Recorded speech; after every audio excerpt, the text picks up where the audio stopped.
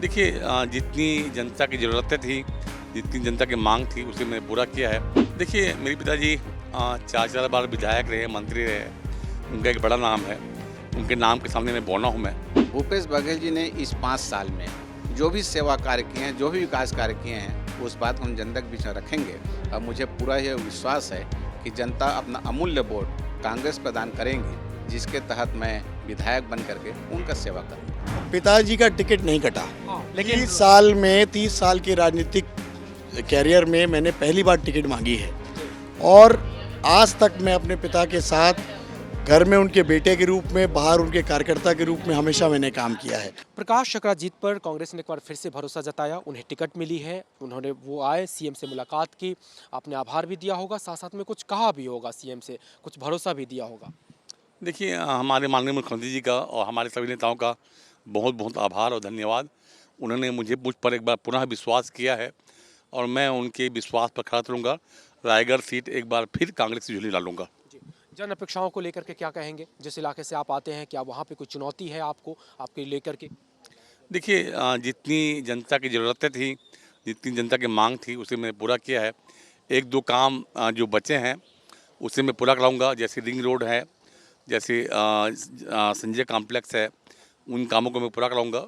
और जनता की जो मूलभूत सुविधा है, बिजली, पानी, सड़क सुविधा, ये सब जो बचे होंगे उसको पूरा कराऊँगा। उन चंद नेताओं में आप शुमार हैं जो विरासत को लेकर के, राजनीति की विरासत को लेकर के आगे बढ़ते हैं। जो पीछे एक बड़ा नाम आपके पिताजी ने तैयार की, वो और आप, चुनौती क्या है या फिर उससे बड़ी लाइन खींचने की मशक्कत क्या होगी? देखिए मेरे पिताजी 4-4 बार विधायक रहे, मंत्री रहे, उनका एक बड़ा नाम है। उनके नाम के सामने मैं बौना हूँ मैं। लेकिन उनकी विरासत को आगे बढ़ाने का प्रयास कर रहा हूँ और उनके पद चिन्हों पर चलने का प्रयास कर रहा हूँ। तो ये प्रकाश चक्राजित नाथ जी, और इन्होंने कहा कि अपने पिता की विरासत को आगे ले जाकर उनके नाम को बड़ा करने की कोशिश करेंगे और सीएम से मिलकर आभार जताया है, साथ ही भरोसा दिलाया है कि रायगढ़ की एक सीट वो जरूर देने जा रहे हैं। रायपुर दक्षिण सीट से कांग्रेस ने महंत रामसुंदर दास जी को उतारा है और सामने है राजनीति के अपराजेय योद्धा कहे जाने वाले बृजमोहन अग्रवाल, जो धुरंधर खिलाड़ी है, और एक राजनीतिक संत जो राजनीति में तो है लेकिन संत भी है। कैसे लड़ेंगे एक संत एक राजनीति के धुरंधर खिलाड़ी से? सच पे तो आपके चैनल के माध्यम से मैं छत्तीसगढ़ सामान्य मुख्यमंत्री भूपेश बघेल जी को, उप मुख्यमंत्री माननीय टी.एस. बाबा जी को, छत्तीसगढ़ विधानसभा सामान्य अध्यक्ष डॉक्टर चरणदास महंत जी को, हमारे प्रदेश कांग्रेस के सामान्य अध्यक्ष दीपक बैस जी को, प्रभारी शैलजा जी को और राष्ट्रीय अध्यक्ष खड़गे जी को, आदरणीय राहुल गांधी जी को, प्रियंका जी को मैं बहुत बहुत धन्यवाद देना चाहूँगा कि उन्होंने मुझे रायपुर दक्षिण विधानसभा क्षेत्र से प्रत्याशी बनाया है। इसके लिए उनको धन्यवाद देना चाहता हूँ।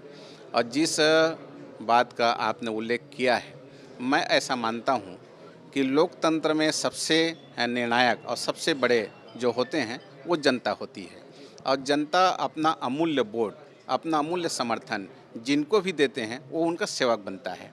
तो मैं जनता के बीच में अपने सभी कार्यकर्ताओं के साथ में जाऊंगा और भूपेश बघेल जी ने इस 5 साल में जो भी सेवा कार्य किए हैं, जो भी विकास कार्य किए हैं, उस बात को हम जनता के बीच में रखेंगे।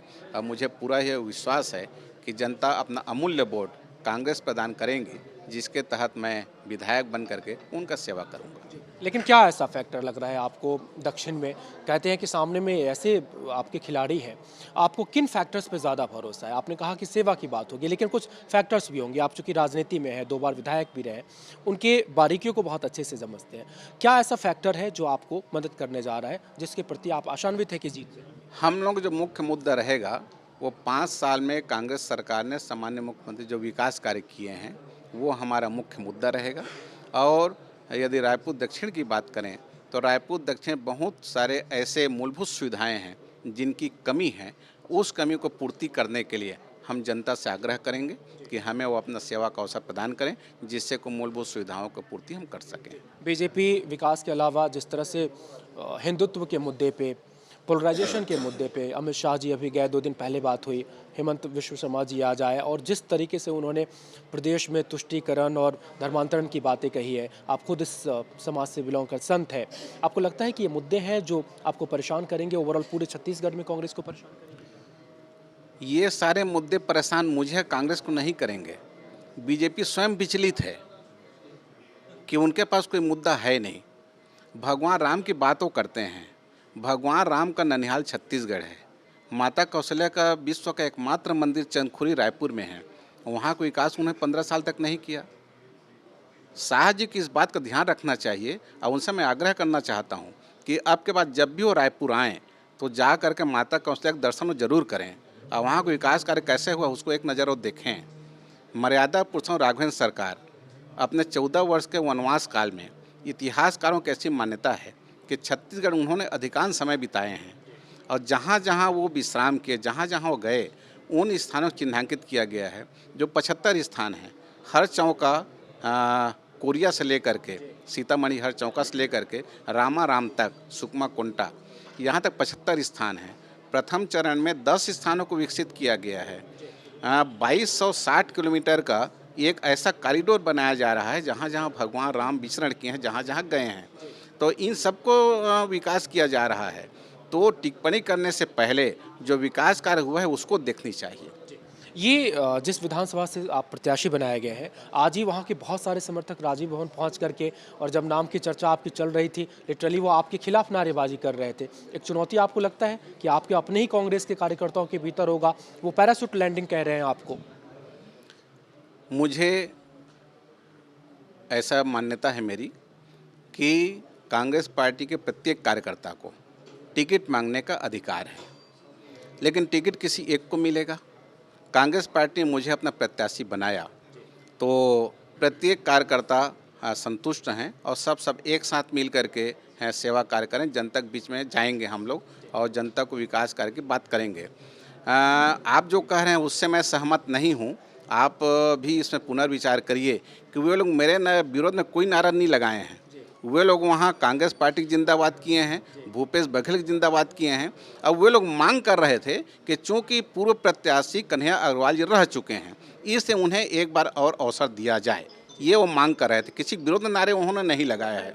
एक पर्टिकुलर उल्लेख कर रहा हूँ, एक तख्ती पे उनका लिखा था पैराशूट उम्मीदवारों की लैंडिंग नहीं चलेगी, चूँकि आप सबसे नए पहले माने गए, इस लिहाज से मैंने कहा। और वो जिक्र भी कर रहे थे, आपके नाम की चर्चा भी कर। मैं आपसे पूछ रहा हूँ कि श्री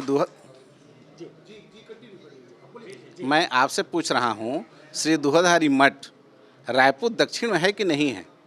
अब मैं रायपुर दक्षिण मैं दुहधारी मठ में रहता हूँ, तो मैं कहना यह चाह रहा हूँ कि प्रत्येक कार्यकर्ता को टिकट मांगने का अधिकार है, लेकिन जिनको किसी एक को मिलेगा और पार्टी ने जिनको टिकट दिया है उनके पक्ष में सारे कार्यकर्ता हैं, सारे पदाधिकारी हैं। एक साथ मिल के हम लोग चुनाव लड़ेंगे, जनता के बीच में जाएंगे और रायपुर दक्षिण विधानसभा इस कांग्रेस की झोली में आएगी। एक आखिरी सवाल, जिस पद पे आप धारण कर रहे हैं, आपको लगता है कि कांग्रेस ने बहुत सोच समझ कर सिर्फ दक्षिण नहीं बल्कि और कई सारी सीटों पर आपकी उम्मीदवारी कांग्रेस को फ़ायदा पहुँचाने जा रही है?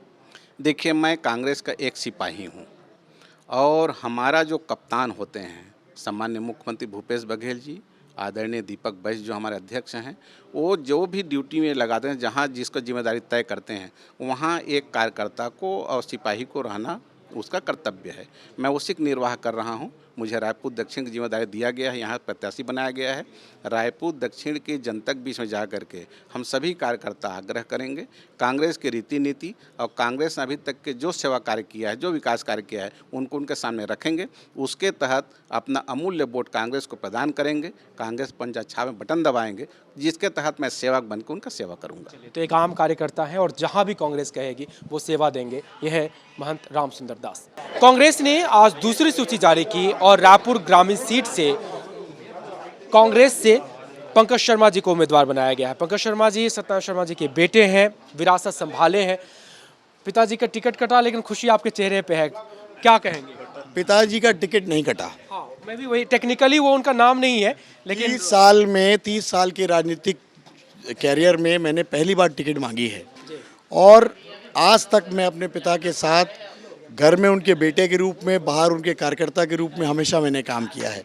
तो सत्यनारायण शर्मा जी राजनीति से रिटायर होने वाले नहीं हैं, पर आयु का तकाजा होता है, उस वजह से वो चुनावी राजनीति में नहीं रहेंगे, लेकिन वो रिटायर होने वाले तो कभी नहीं, हम इस बात को जानते हैं। तो पंकज जी, इसको कैसे माने जाए? ये पिता का त्याग है या आपका समर्पण है जिसके चलते पार्टी ने टिकट दी? ये पिता का त्याग नहीं है, पिता का आशीर्वाद है।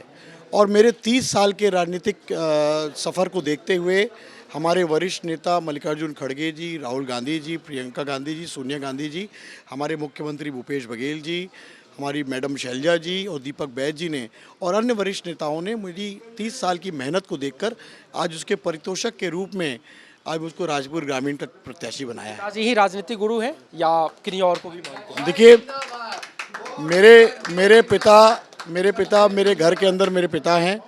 उनकी डांट खाकर उनसे सीखते हुए एक तरीके से वो राजनीतिक गुरु भी है। मेरे भूपेश बघेल जी, दिग्विजय सिंह जी, ये सारे इन्होंने, मोहम्मद अकबर साहब ने, सारे लोगों ने मुझको राजनीति सिखाई है। और मेरे सबसे बड़े गुरु रायपुर ग्रामीण के वो सैकड़ों कांग्रेस के कार्यकर्ता हैं जिन्होंने दशकों से कांग्रेस के विधायक को न होते हुए भी रायपुर ग्रामीण विधानसभा क्षेत्र में कांग्रेस का परचम लहरा रखा है। अभी जब क्षेत्र में जाएंगे तो आप नए नहीं रहेंगे कांग्रेसी किले के लिए, लेकिन मुद्दे क्या रहेंगे? आप क्या ऐसी चीज गिनाना चाह रहे हैं जिसके आधार पे आप कहेंगे कि हाँ, कांग्रेस ग्रामीण की जनता है वो एक बार फिर से आप पे भरोसा जताएगी? ऐसे क्या फैक्टर्स, क्या काम, क्या ऐसे विकास?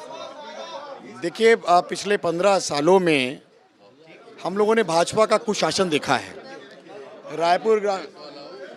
रायपुर ग्रामीण में जो मुद्दे थे, आपको मैं बता दूं कि रायपुर ग्रामीण विधानसभा क्षेत्र में एक नगर निगम बिरगांव है। आज़ादी के वहाँ से आज तक वहाँ नलों में पीने का पानी नहीं आता था। 15 सालों में बीजेपी ने इस दिशा में कोई काम नहीं किया। कांग्रेस की सरकार बनते ही 104 करोड़ रुपए की नल जल योजना बनी, जिसका लगभग 90% काम पूरा हो चुका है। जनवरी तक हमारा लक्ष्य है कि एक घर में साफ पीने का पानी हम उपलब्ध कराएंगे। माना कैम्प एक नगर पंचायत है, वहाँ भी माननीय मुख्यमंत्री भूपेश बघेल जी ने 44 करोड़ रुपए की नल जल योजना का सौगात हमको दिया है। रायपुर ग्रामीण विधानसभा क्षेत्र में आज से 5 साल पहले तक एक भी कॉलेज नहीं होता था। पहले बिरगांव का कॉलेज खुला, उसके बाद आपको गर्व के साथ बताना चाहता हूँ कि इसी वर्ष 2 महाविद्यालय और माननीय मुख्यमंत्री जी ने अमलीडीह और माना बस्ती में, माना कैम्प में दिए हैं। उसके साथ साथ 7 आत्मानंद स्कूल खुले हैं। माननीय मुख्यमंत्री जी ने लगभग पूरे छत्तीसगढ़ में सबसे ज़्यादा पट्टे, हमारे निवासी पट्टे रायपुर ग्रामीण वाले ये है कि सब कुछ पूरा हो गया है? देखिए, अभी विकास एक सतत प्रक्रिया है। क्या करने जा रहे हैं? आगे हमारा लक्ष्य है, सबसे पहले हम बिरगांव को साफ पीने का पानी उपलब्ध कराना चाहते हैं और जो मूलभूत सुविधाएं से वंचित पिछले 15 सालों में रायपुर ग्रामीण विधानसभा क्षेत्र रहा है, उनको भरपूर मदद करके, उससे पहले जो माननीय मुख्यमंत्री जी ने पिछले कुछ दिन पहले घोषणा की है, आचार संहिता की वजह से ITI कॉलेज नहीं खुल पाया, वो ITI कॉलेज बिरगांव में स्थापित कराकर हम अपने बेरोजगार साथियों को प्रशिक्षित करके उनको रोजगार दिलाने का काम करेंगे। साथ में हमारे सत्यनारायण शर्मा जी भी है, पिताजी है और बेटे की जय जयकार हो रही है, तो आपका त्याग भी माने इसमें? देखिए, बड़ी प्रसन्नता हो रही है अपने बेटे को अपने सामने, उसके चेहरे पर संस्कार बनते देखता हूँ। मुझे खुशी हो रही है कि मैंने बेटे को सच्चा ज्ञान दिया। 30 सालों से कांग्रेस सेवा करते आ रहा है और मैं जब इस चुनाव नहीं लड़ रहा हूँ, इस बार वो चुनाव लड़ रहा है। परिवारवाद का कोई सवाल नहीं है। आप कह रहे थे कि आप राजनीतिक गुरु भी हैं, सिखाया भी है आपने सब कुछ। अब चूंकि वो समर में है, अब चुनाव समर में है, पहले तो आपकी छत्र छाया के नीचे थे, क्या कुछ सिखाना चाह रहे हैं, कुछ सीख और दे रहे हैं? मेरा यही उसको आशीर्वाद है, कोई ऐसा काम ना हो जिससे मेरी गर्दन नीची हो, यही सबसे बड़ा सबक है उसके लिए। इतने बड़े कद के नेता रहे आप और इतने जमीनी स्तर पे जुड़े रहे, फिर भी बहुत टफ होता था। मैंने देखा है चुनाव में आपको कैसे परिश्रम करते हुए, और वोट का मार्जिन भी बहुत कम होता था। वो तो कहते थे कि आप ही हैं जिसने सीट बदली। लंबे समय से कांग्रेस का विधायक चुन के नहीं आया। मेहनत करने के बाद, ये परिश्रम के बाद मैंने पहली बार 2 टर्म से लगातार विधायक को मेहनत किया है। 5 साल काम करते हैं हम लोग, काम करते रहेंगे। पंकज भारी बहुत से जीतेगा, मेरा आशीर्वाद है उसे। कोई चुनौती देखते हैं क्या? अगर आप चुनौती नहीं है कोई, मेरे कार्यकर्ताओं के सामने भाजपा कोई चुनौती नहीं। तो ये है पंकज शर्मा और पंकज शर्मा के पिता सत्यनारायण शर्मा। रायपुर ग्रामीण उनके ही नाम से, उनके विरासत के नाम से जाना जाता रहा, और आज इतने सालों के बाद अब पंकज शर्मा, जो कभी कार्यकर्ता बनकर अपने पिताजी के साथ थे, उनका चुनाव संभालते थे, अब वो खुद मैदान में है और कह रहे हैं जो विकास हुआ है पिछले 5 सालों में इस क्षेत्र में, और जो लगातार उनके पिताजी के नेतृत्व में, वो एक बड़ी निधि है और जनता उस पर भरोसा करेगी। कैमरा पर्सन नजीर खान के साथ राजेश राज, IBC 24। रैपर।